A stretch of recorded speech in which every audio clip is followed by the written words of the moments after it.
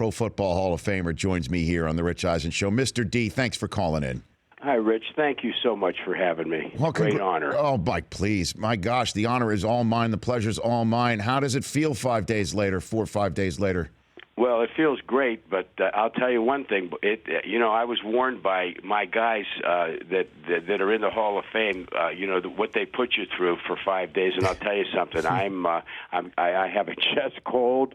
I have a cough. I haven't had a cold in 10 years. Well, I mean, you shake the hands of every single individual in Stark County, Ohio, I believe. You met them all. So. and you brought Youngstown with you. Youngstown was there. Youngstown came. It was really it was quite an honor, and I'm honestly, I'm so humbled. I've known you a long time, and I think you know that, this tops everything. I mean, I was nervous, probably more nervous than before any of our big games, but it was just a phenomenal weekend. I got to be honest with you. I mean, I was fortunate enough to be at your party on Friday night, which was great. I didn't get a chance to see it because you were surrounded by everybody from your childhood friends to Huey Lewis, and it was the number of people who I met say, "Hey, I'm from Youngstown." And I knew him since I was 5 or 10 or 15. I lost track, Eddie. Well, the amazing thing, too, being, coming full circle, like I said on Saturday, from Youngstown through everything in San Francisco and then back to Canton, 30 miles from Youngstown. I had friends there that I went to grade school with. Yeah. And high school for sure. We had about maybe 100 high school people from my class that were there. It was really, really amazing and a memorable night. And I think I saw Fifi there, Mr. D. Oh, Fifi was there. Fifi's still mad at me. I mean, that story you said that when Jerry Rice showed up with a haircut that made everybody call him Fifi, he did look upset. He did look upset. You know something? I'm not on Facebook, but if I was, I'd find that picture from our photographer, Mike Zagaris, back in the day, and he did look like Fifi, and that's what they all called him. He looked legitimately upset, though. Is everything all right between you and Jerry? I think, and then when I said that he used to change his uniform, that's true, too. How many times? And, he got up and he put his hands up like, why me? But he's a great guy, and he's really a dear friend, and I guess we don't have to say what type of an athlete he was. Well, he's the GOAT, Mr. D. I mean, that's it. There's really there's him and Jim Brown, I think, in a lot of people's arguments as to who's the greatest of all time, and they were both on that stage to watch you go into the Pro Football Hall of Fame. I have Edward Debartolo Jr. here calling into the Rich Eisen Show. One of the stories that really left me floored was a story about Bill Walsh and you visiting him in the hospital before he passed, and then you getting a package when you got elected to the Hall of Fame. Can you recount that story again? Oh, it was totally amazing. I saw Bill probably about 5 days before he passed away. And we sat in the hospital. I was with him for about an hour, maybe an hour and a half. And, we just talked about a lot of good things. And he did tell me, we talked about the Hall of Fame, and we talked about me inducting him. And he did say he thought someday that I'd be in. And I said, I should not have told a man that was that sick he was crazy. But I did. And we laughed. And he then passed away, I think 5 or 6 days later, and we had the memorial service at Stanford. And then, after I was advised at Super Bowl 50 that I had made it, and I was one of the inductees in the class of 2016. I came home, and about a week or maybe 10 days later, I got a package from his son Craig. And in the package was one of these small 49er helmets, these mini helmets that people sign, that, they ask you to sign. And on it says, I'm reading it right here because I have it right next to me. It says, Dear Eddie. No, on one side it has Bill Walsh, NFL Hall of Fame, 93. And it says, Dear Eddie, congratulations on your induction into the Hall of Fame. I knew it was just a matter of time. Love, Bill. Wow.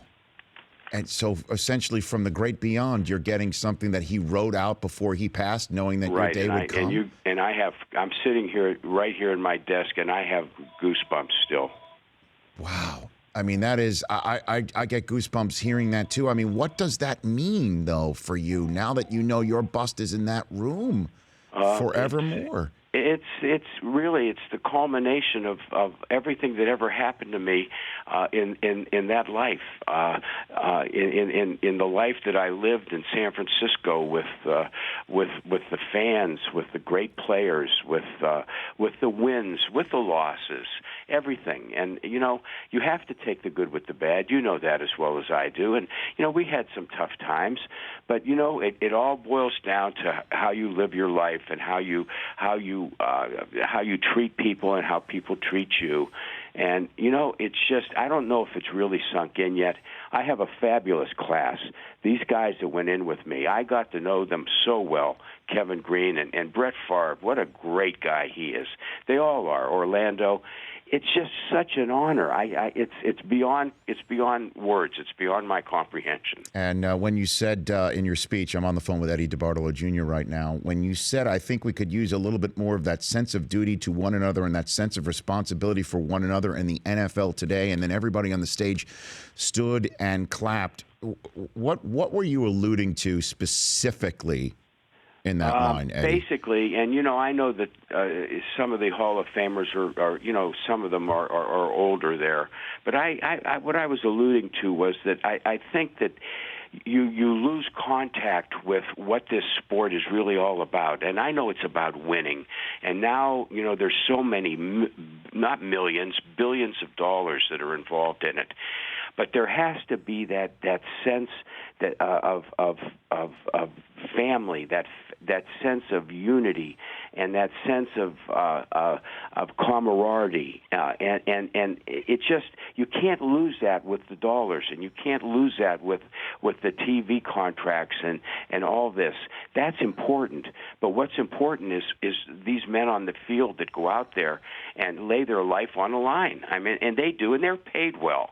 But you know what? It's something that they all have to be in it together, and they all have to know that somebody does care.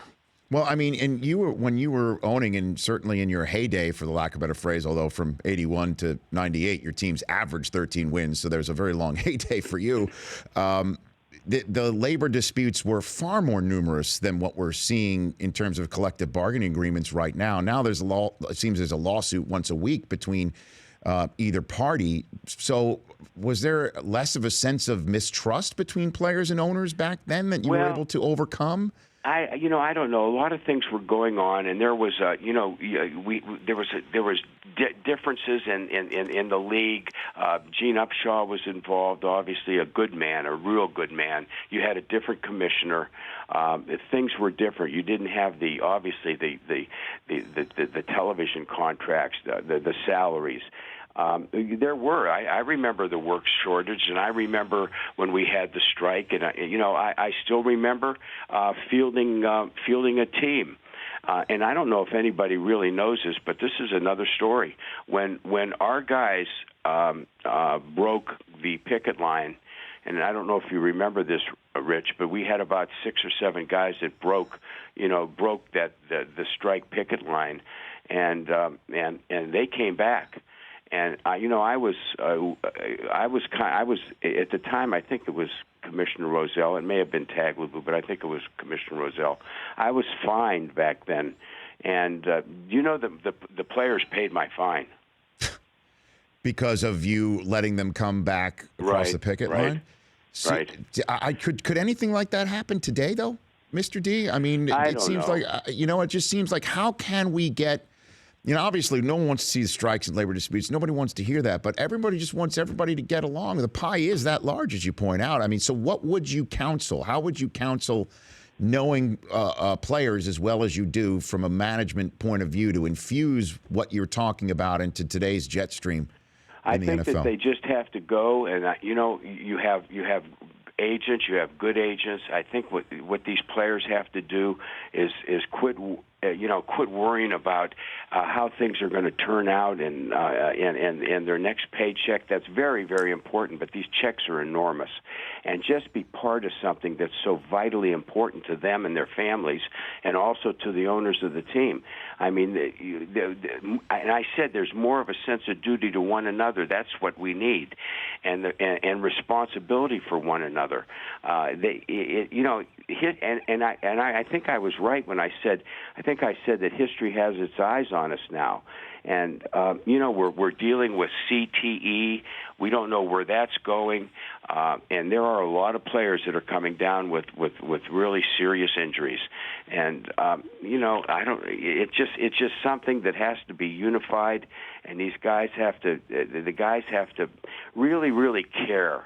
But the owners have to care as much or more as the players, because the onus falls on their shoulders. It really does. Eddie Debartolo Jr. joining me here. So as the Niners get set for another season, do you ever give advice to your nephew Jed? Does he ever reach out to you about what's going on with the team, about the current state of the 49ers? We talk.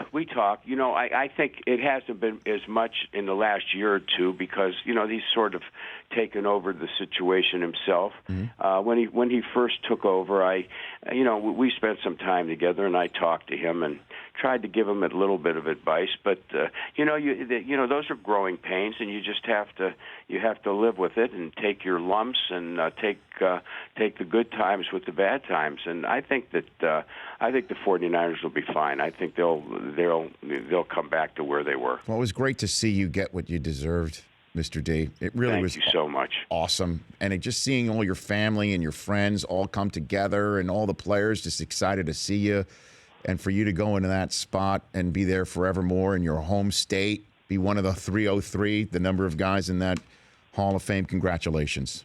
Truly. Thank you so much, and I really appreciate it. You're a good friend, and please say hello to all the guys for me. I will. Thanks for calling in. I appreciate it. Sir. You got it. Feel better. All right. That's Eddie Debartolo Jr. The Rich Eisen Show, weekdays at noon Eastern on Audience.